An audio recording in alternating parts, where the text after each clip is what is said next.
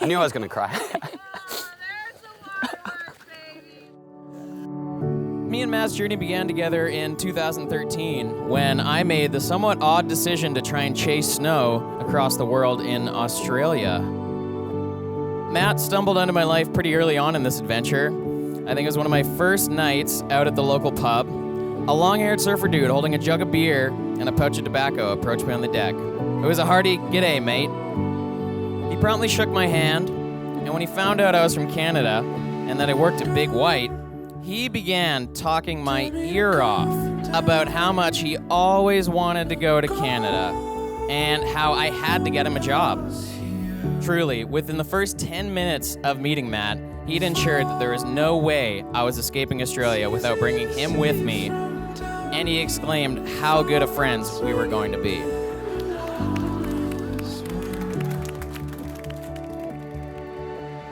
During that winter season in Australia, I ran into a girl that I recognized from my hometown. She was there for part of the season, working at one of the bars that me and Matt's frequented most, but for some reason, they didn't end up meeting. But I find it comforting to believe that maybe, in some spiritual universe, there is some powers at work, some gravitational, astrological pull that began swirling around that little Australian ski hill. A couple months in, we got to talking, and Matt expressed to me that he met the most beautiful and kind Canadian girl. Her name was Kayla. Hey, I know Kayla. She was actually in Australia at the same time we were there. At that same tiny ski hill. How weird. That gravitational pull that I was talking about that started in the southern hemisphere was finally colliding 2 years later in the north. Kayla, my wife. I've been in love with you from the very first time we met. I know, however, it took some convincing for you, and you made me work for it. That may be why I shot fireworks at your window that one night. But that's what they say about love, right? Fireworks? 7 years have passed since that night, and whilst we tell different stories of the beginning of us, I'm forever grateful you gave me a chance. My love, it is difficult for me to express just how much I feel for you.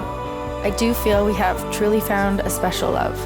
I know this love comes with sacrifice, and in order to build our life together, you have made many. You are the most kind and caring man I've ever known. You make me feel safe, supported, and beautiful. You're my best friend, my soulmate. Hi, baby.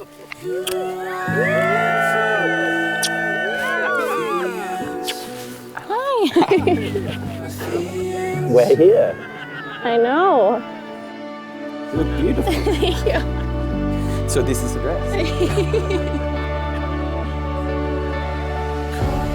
You capture my heart every day with your passion for life, free-spirited nature, and selflessness. You're the most beautiful, caring, warm-hearted soul, and I feel so lucky to call you mine. I know how difficult it's been, especially over the last few years, to uproot from your family. For this, I am grateful and will never take that for granted.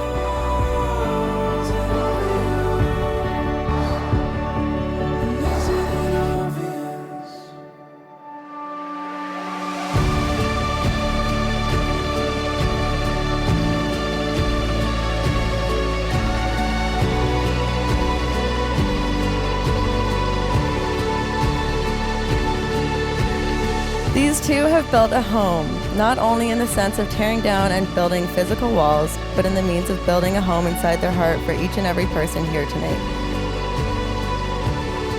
Matt. I have watched Kayla's love for you grow every day since the day she fell completely in love with you. Her eyes light up when you walk through the door, and she will never lose her infatuation with your hazel eyes. We have weathered many storms, cancelled a wedding twice, survived a pandemic, but most importantly, we survived a 2-year, actually ongoing home renovation. Yet with each hurdle, bump in the road, over-budgeted retaining wall, our love continues to grow. I will always honour you, stand up for you, and make you feel protected.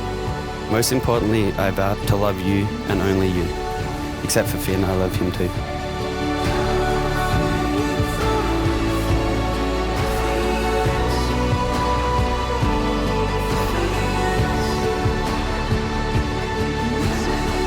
On this date, I vowed to love you, to be your home, to be a warm embrace at the end of your day, to comfort and support you through all of our ups and downs. I vow to love you forever, to the moon and back. Till the wheels fall off, till the end of time, until I go to rest, I am yours.